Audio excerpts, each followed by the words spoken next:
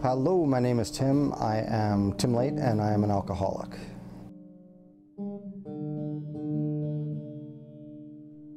I was driving and it got cloudy really quickly, like a storm had rolled in, and it got dark really quickly.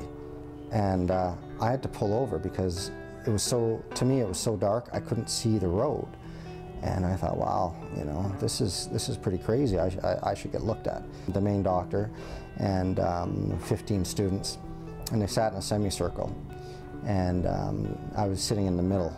And they said, well, you've got a retinal disease. It's called retinitis pigmentosa, which basically means the retina at the back of the eye is being eaten away.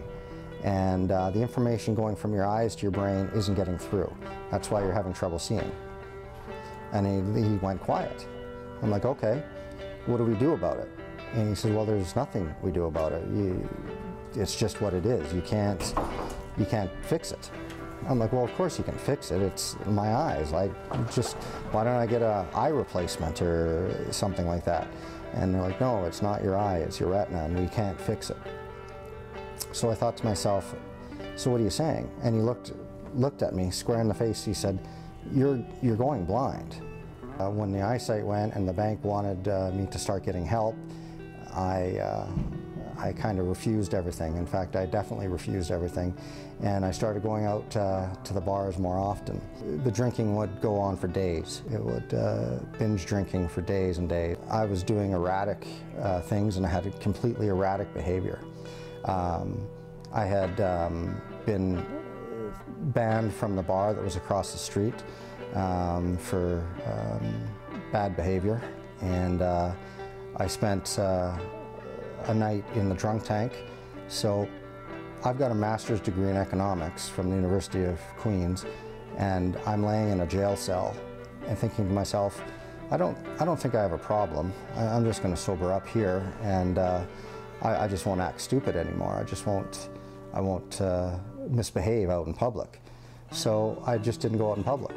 The liquor store would bring the bottles across the street. They had my credit card on file, so I would just pick up the phone, call them, and one of the clerks would run the bottle over. At the time, I'd received a letter from the bank indicating that I was going to be permanently on long-term disability, and that there was no real job for me to come back to.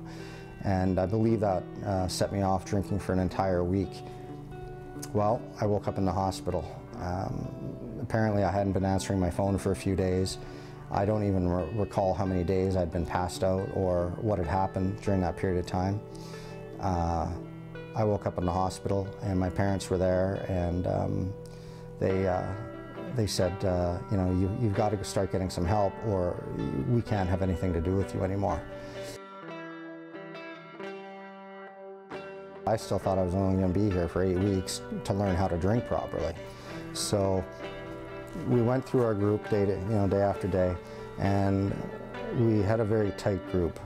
We bonded very closely, all of us.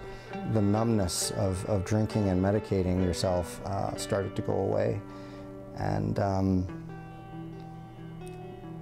I felt like crying every minute of the day.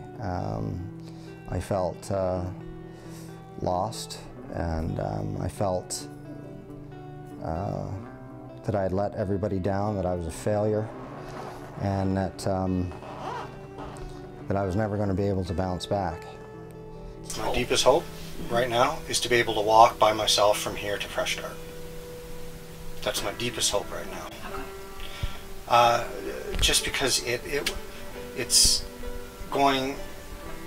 The fact that I have to rely on other people to get to recovery right now bothers me, because I should be able to get to recovery on my own. And with the proper skills, I will be able to get to recovery on my own. So my first goal right now, as far as dealing with the disability, dealing with the blindness, is getting from here to Fresh Start and home again safely.